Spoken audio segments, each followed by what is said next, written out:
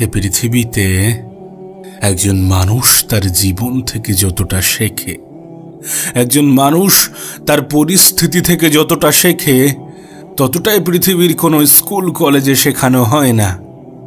আর জীবন থেকে পাওয়া শিক্ষাগুলো আমাদের জীবনে অনেক বেশি কাজে লাগে। বিশ্বাস করো, যারা পরিস্থিতি থেকে শিখেছে, যারা খারাপ সময় থেকে শিখেছে, তারা নিজের জীবনকে অনেক বেশি পরিবর্তন করতে পেরেছে। তারা নিজেকে পাল্টাতে পেরেছে, মানুষ চিনতে শিখেছে। একটা কথা মনে রেখো, তুমি ভালো আছো কিনা সেটা কেউ জানতে চাইবে না, কিন্তু তোমার খারাপ সময়ে কেউ তোমাকে নিয়ে সমালোচনা করতে ছাড়বে না। এটাই তো পৃথিবীর নীতি। জীবনে খারাপ পরিস্থিতি আসাটাও প্রয়োজন, আসাটাও গুরুত্বপূর্ণ মানুষ চেনার জন্যে, নিজেকে আরো বেশি মজবুত বানানোর জন্যে। কারণ এটা তো বাস্তব, এটা তো সত্য যে আমাদের খারাপ সময়গুলো আমাদেরকে ধ্বংস করতে আসে না, আমাদেরকে দুর্বল বানাতে আসে না, আসে আমাদেরকে মজবুত বানাতে। সত্যি বলতে, আজকের দিনে মানুষের কথার সাথে কাজের কোনো মিল নেই, আর পোশাকের সাথে চরিত্রের কোনো মিল নেই।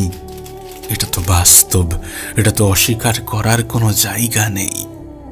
তাই কোনো মানুষকে বাইরে থেকে দেখে যাচাই করো না, কারণ আজকের দিনে যেটা কঠিন সেটা হচ্ছে মানুষ চেনা। কারোর পোশাক খুবই সুন্দর তার মানে এমনটা নয় যে তার চরিত্রটা অনেক ভালো হবে। তুমি তো নিজেও দেখেছ মিষ্টি কথার আড়ালে দুষ্টু চরিত্র লুকিয়ে থাকে। তুমি তো নিজেও দেখেছ কিছু মানুষ লোক ঠকাতে অনেক বেশি ভালোবাসে, অথচ তারা এটা ভুলে যায় যে পৃথিবীতে তুমি অন্যের সাথে যেটা করবে ঘুরে ফিরে তোমার সাথেও সেটা হবে, আজ না হলে কাল। শুধুমাত্র সময়ের অপেক্ষা, পরিস্থিতির অপেক্ষা, এটা হতে বাধ্য। কারণ উপরওয়ালা মানুষকে ছাড় দেয় কিন্তু ছেড়ে দেয় না।